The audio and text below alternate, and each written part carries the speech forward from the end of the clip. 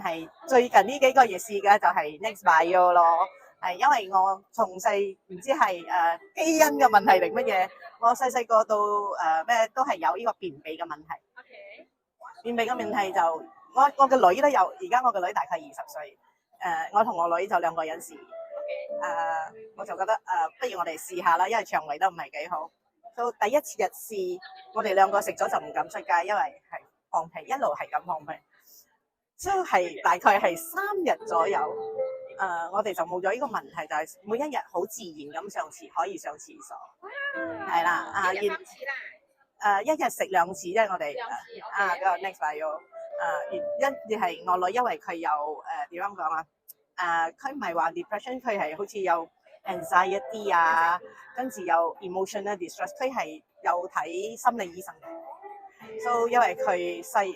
MCO 嗰段時間係俾嗰啲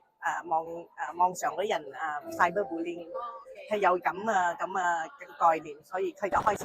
傷害自己。So 佢就食咗呢個，我覺得佢有轉變，佢比較 focus，佢比較心情開朗好多。他在日本買咩？所以其實腸同我哋嘅路係有連接嘅，要有一個好好嘅心態咯。